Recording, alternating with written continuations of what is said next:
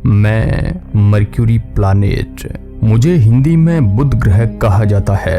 मैं सौरमंडल का सबसे छोटा और सूर्य का सबसे नजदीकी प्लेनेट माना जाता हूँ। मेरे बारे में आपको इतिहास में भी काफी सारी जानकारियां मिल जाएगी। आज से करीब 5000 साल पहले सुमात्रा के लोग मेरे बारे में जानते थे। 500 ईसा पूर्व प्राचीन ग्रीस के खगोल विज्ञानियों ने भी मेरे होने की पुष्टि की थी। मेरा अंग्रेजी नाम मर्क्यूरी है, जो कि रोमन देवता के नाम के आधार पर रखा गया था। धरती से मेरे को टेलीस्कोप के माध्यम से देखने वाले इंसान गैलीलियो गैलीली थे। मेरी इस दुनिया में एक साल 88 दिन का होता है, वहीं यहाँ का एक दिन पृथ्वी के 59 दिनों के बराबर होता है। आखिर मेरी इस रोचक दुनिया की सरफेस कैसी है? क्या मेरी दुनिया इंसानों के रहने लायक है? सौरमंडल का सबसे गर्म प्लेनेट वीनस है। आखिर मैं सूर्य के नजदीक होने के बावजूद भी सौरमंडल का सबसे गर्म प्लैनेट क्यों नहीं? वैज्ञानिकों ने अंतरिक्ष अभियानों के जरिए मेरे बारे में क्या जानकारी हासिल की?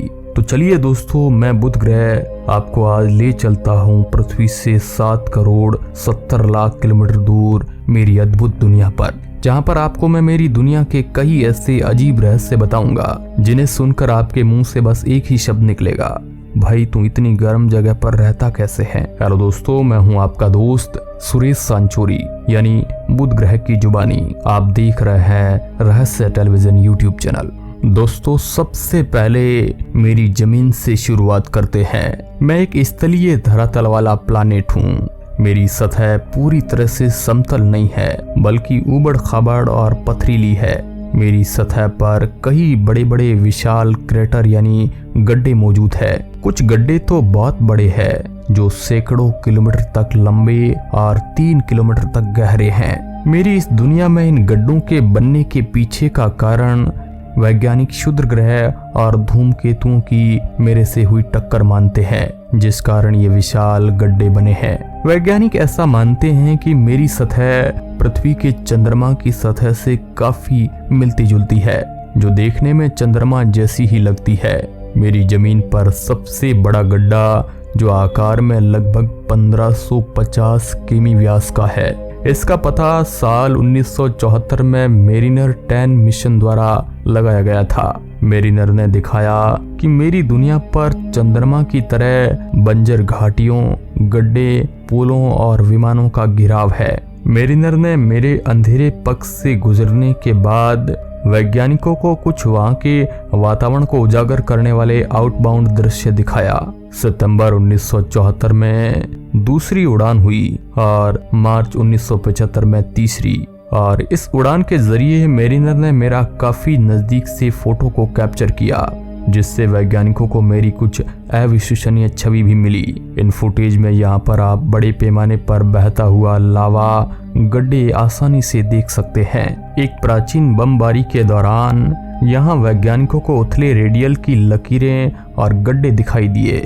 कुछ जगह पर तो छोटे छोटे गड्ढे भी दिखाई दिए, जो कि मेरे इतिहास की एक स्पष्ट तस्वीर को उजागर करते हैं। कैलोरीस बेसिन मेरी दुनिया की सबसे शानदार सतह में से एक है, जहां पर एक विशाल गड्ढा 960 मील व्यास के लगभग है, और ये चारों ओर से विशाल पहाड़ों से घिरा हुआ है। मेरिनर 10 के क्लोजअप तस्वीरों से वैज्ञानिकों को मेरे बारे में ये भी पता चला कि मेरी सतह घुमावदार लकीरों से ढकी हुई है, जिन्हें स्कार्प कहा जाता है, और जो 2 मील तक ऊंची और 300 मील लंबी है। दोस्तों, मेरे वायुमंडल के अंदर मौसम बिल्कुल भी नहीं पाए जाते हैं, यानी पृथ्वी की तरह मेरी इस दुनिया में मौसम परिवर्तन नहीं होते हैं। मुझे उन 5 ग्रहों में से एक माना जाता है जिन्हें पृथ्वी से नग्न आंखों और बिना किसी इक्विपमेंट के देखा जा सकता है।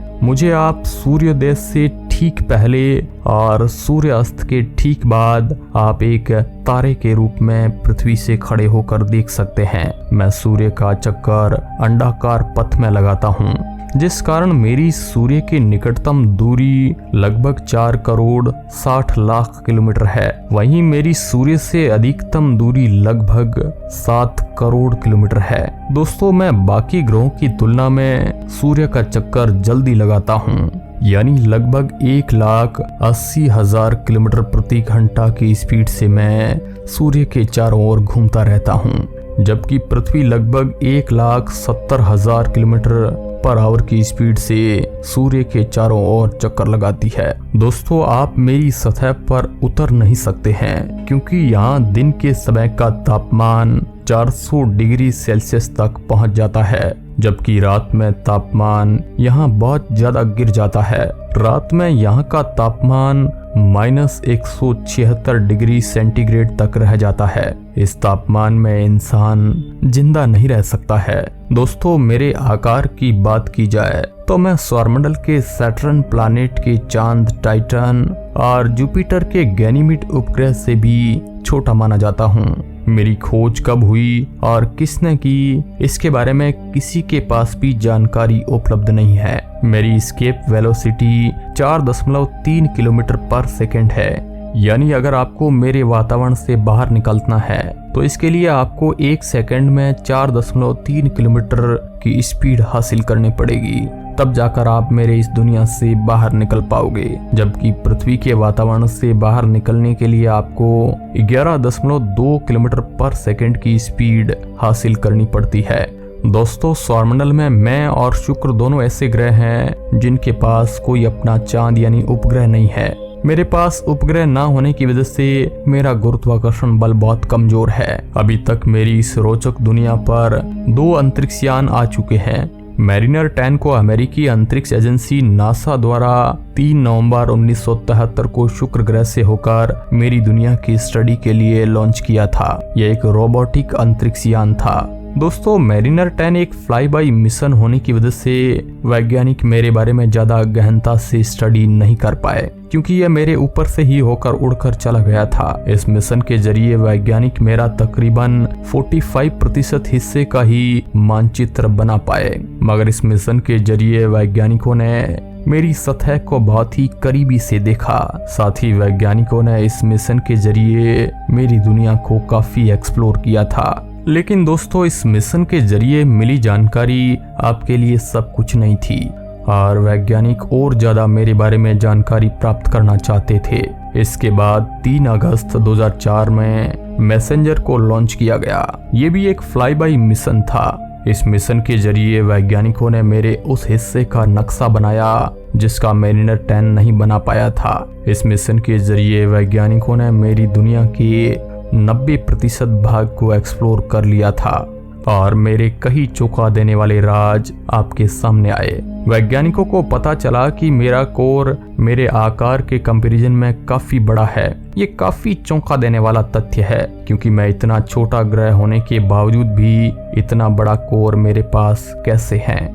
ऐसा तो हो ही नहीं सकता है, जिस कारण कुछ वैज्ञानिक ऐसा अनुमान लगा रहे हैं बहुत बड़ा ग्रह हुआ करता था। लेकिन वो कहते हैं ना कि समय बड़ा बलवान होता है, लेकिन किसी पिंड के टकराने की वजह से मेरा आकार छोटा हो गया। मगर दोस्तों, मैसेंजर मिशन 30 अप्रैल 2015 को मेरी सतह से टकरा कर क्रैश हो गया।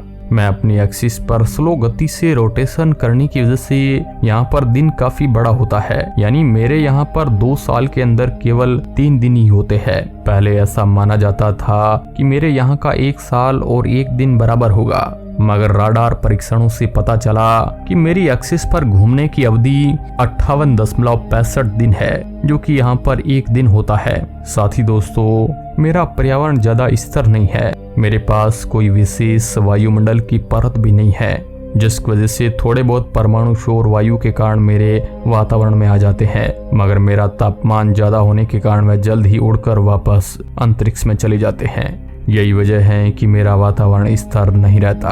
तो दोस्तों, कैसी लगी मेरी जानकारी? आप अपनी प्रतिक्रिया रहस्य टेलीविजन के चैनल के कमेंट बॉक्स में जरूर दे, और कभी मौका मिले तो आप मेरी दुनिया पर जरूर पधारिएगा। मैं आपका भारी तापमान के साथ जबरदस्त स्वागत करूंगा। हालांकि मेरे पास आपके लिए सेवा करने के लिए कुछ नहीं है। विशाल गड्ढे हैं, इन गड्ढों के अंदर आपसे मैं बातचीत कर सकता हूँ। आज के लिए बस इतना ही। मिलता हूँ किसी नए अवतार के साथ, तब तक के लिए धन्यवाद।